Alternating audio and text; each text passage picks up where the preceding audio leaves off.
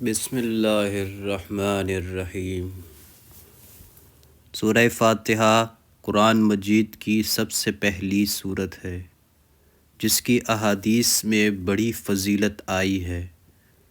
فاتحہ کے معنی آغاز اور ابتدا کے ہیں، اس لیے اسے الفاتحہ یعنی فاتحۃ الکتاب کہا جاتا ہے۔ اس کے اور بھی متعدد نام احادیث سے ثابت ہیں، مثلاً ام القرآن، السب المثانی، القرآن العظیم، الشفا، الرقیہ یعنی دم وغیرہ من الاسماء۔ اس کا ایک اہم نام الصلاح بھی ہے، جیسا کہ ایک حدیث قدسی میں ہے، اللہ تعالیٰ نے فرمایا، قسمت الصلاۃ بینی و بین عبدی۔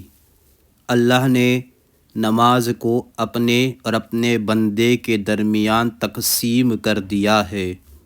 مراد سورہ فاتحہ ہے، جس کا نصف حصہ اللہ تعالیٰ کی حمد و ثنا اور اس کی رحمت و ربوبیت اور عدل و بادشاہت کے بیان میں ہے، اور نصف حصے میں دعا و مناجات ہے جو بندہ اللہ کی بارگاہ میں کرتا ہے۔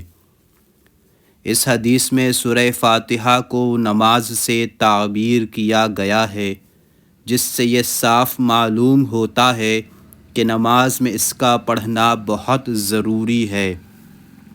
چنانچہ نبی صلی اللہ علیہ وسلم کے ارشادات میں اس کی خوب وضاحت کر دی گئی ہے۔ فرمایا، لا صلاۃ لمن لم یقرأ بفاتحۃ الکتاب۔ اس شخص کی نماز نہیں جس نے سورہ فاتحہ نہیں پڑھی۔ اس حدیث میں من کا لفظ عام ہے جو ہر نمازی کو شامل ہے، منفرد ہو یا امام کے پیچھے مقتدی، سری نماز ہو یا جہری، فرض نماز ہو یا نفل، ہر نمازی کے لیے سورہ فاتحہ پڑھنا ضروری ہے۔ اس عموم کی مزید تائید اس حدیث سے ہوتی ہے جس میں آتا ہے کہ ایک مرتبہ نماز فجر میں بعض صحابہ کرام رضوان اللہ علیہم اجمعین بھی نبی صلی اللہ علیہ وسلم کے ساتھ قرآن کریم پڑھتے رہے، جس کی وجہ سے آپ صلی اللہ علیہ وسلم پر قرات بوجھل ہو گئی۔ نماز ختم ہونے کے بعد جب آپ صلی اللہ علیہ وسلم نے پوچھا کہ تم بھی ساتھ پڑھتے رہے ہو، انہوں نے اس بات میں جواب دیا تو آپ صلی اللہ علیہ وسلم نے فرمایا، لا تفعلوا الا بأم القرآن فإنه لا صلاة لمن لم يقرأ بها۔ تم ایسا مت کیا کرو، البتہ سورہ فاتحہ ضرور پڑھا کرو، کیونکہ اس کے پڑھے بغیر نماز نہیں ہوتی۔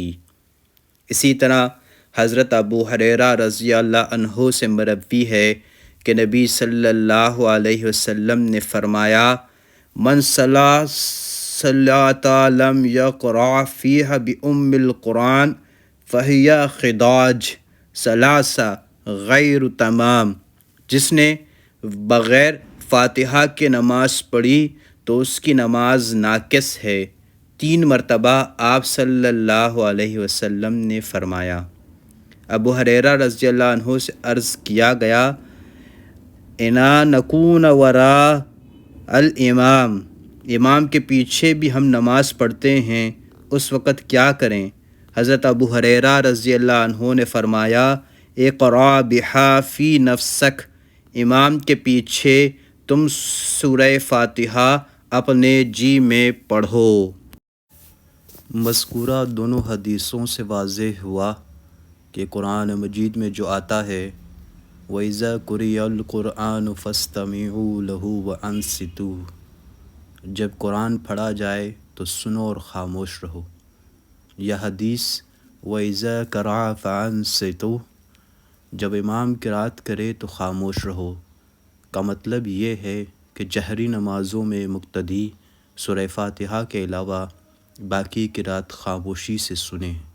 امام کے ساتھ قرآن نہ پڑھیں، یا امام سورہ فاتحہ کی آیات وقفوں کے ساتھ پڑھے تاکہ مقتدی بھی احادیث صحیحہ کے مطابق سورہ فاتحہ پڑھ سکیں، یا امام سورہ فاتحہ کے بعد اتنا سکتہ کر لے کہ مقتدی سورہ فاتحہ پڑھ لے۔ اس طرح آیات قرآنی اور احادیث صحیحہ میں الحمدللہ کوئی تعارض نہیں رہتا، دونوں پر عمل ہو جاتا ہے، جبکہ سورہ فاتحہ کی ممانعت سے یہ بات ثابت ہوتی ہے کہ خاکم بدہن قرآن کریم اور احادیث صحیحہ میں ٹکراؤ ہے، اور دونوں میں سے کسی ایک پر ہی عمل ہو سکتا ہے، بیک وقت دونوں پر عمل ممکن نہیں۔ تحقیق کے لیے ملاحظہ ہو کتاب تحقیق الکلام از مولانا عبدالرحمن مبارک پوری و توضیح الکلام مولانا ارشاد الحق اثری حفظ اللہ وغیرہ۔ یہاں یہ بات بھی واضح رہے کہ امام ابن تیمیہ رحمۃ اللہ علیہ کے نزدیک سلف کی اکثریت کا قول یہ ہے کہ اگر مقتدی امام کی قرأت سن رہا ہو تو نہ پڑھے، اور اگر نہ سن رہا ہو تو پڑھے۔ جزاک اللہ خیراً، اللہم اجرنی من النار۔